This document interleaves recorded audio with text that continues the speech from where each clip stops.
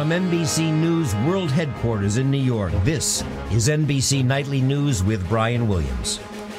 Good evening. It is a wild night in Tahrir Square in Cairo and across Egypt for that matter, because just today and just like that, their new president is gone. The last time we saw an upheaval like this was during the Arab Spring when Hosni Mubarak was thrown from power. The new president, Morsi, was democratically elected. Now he's gone after a year in office. And right now, tonight, the power structure is vague after the military rolled in. Our team is in place in Cairo tonight, including our chief foreign correspondent, Richard Engel, back on some familiar territory. Richard, good evening. Good evening, Brian. Some people here are saying what has happened today was a coup. That is certainly what the now ousted President Morsi is saying. In these only statements so far, he has said, quote, "Our revolution has been stolen." But in Tahrir Square, they are not calling this a coup. They say it was an intervention by the military at their request for change. Just watch and listen. It's the cry of millions of Egyptians, an outpouring of joy and relief that a weight has been lifted from their shoulders. The end of an experiment in political Islam gone wrong. I'm crying because I'm so happy we get rid of them. We are now free Egypt, out of Muslim brothers. A reset button pushed once again in Egyptian politics by protests and ultimately the military.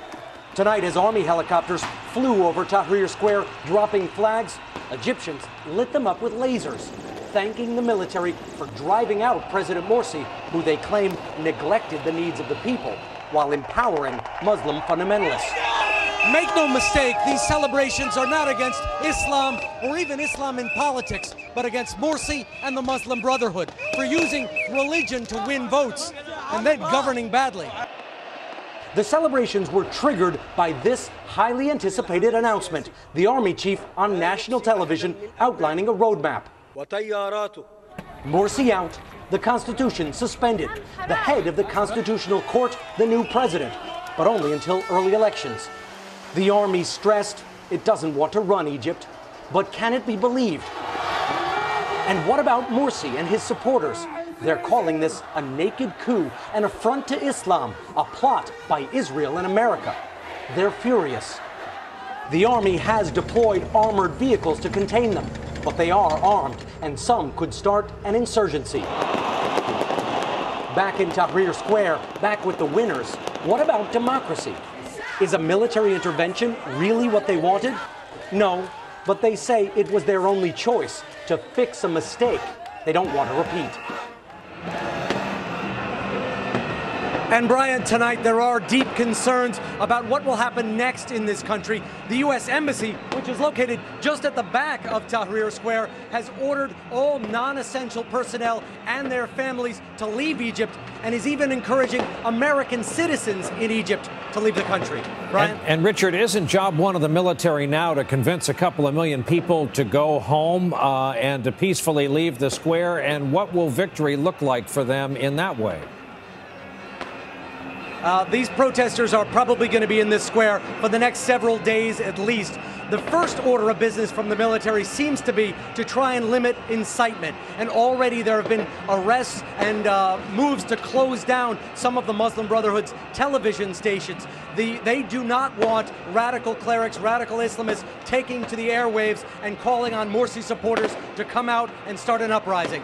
The army's concern right now is not these people in the square, but mostly the people who backed Morsi, who tonight did not get their way. Amid the fireworks, gunfire, and laser pointers, Richard Engel above a very noisy and boisterous Tahrir Square tonight. Richard, thanks.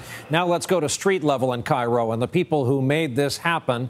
The last time they tossed out a president, as we mentioned, the solution was not what a lot of people had in mind. NBC's Ayman Mohyeldin spent time today with some of the protesters. They came by the hundreds of thousands but spoke with one voice. I can't explain. It was really burdensome. It's gone. Aisha Shabrawi was among them, helping bring down the very man she once voted for. I wasn't that optimistic, but this is much better than what I expected. Morsi's ouster was what protesters like Aisha have been hoping for, the continuation of a revolution that began here 2 years ago. For Aisha and millions like her, life in Egypt under Morsi had become intolerable. This is not about Morsi per se or the person. This is about the promises and the plans and the future and all the things that he promised that he could not fulfill.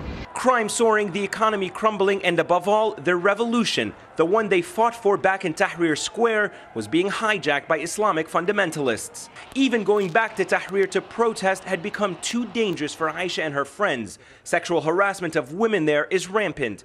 So they demonstrated outside the presidential palace instead. This is history in the making, every second of it. Tonight, finally, her calls for change have been answered. And though there is great uncertainty about what comes next, Aisha feels once again that Egypt is a country she can be proud of.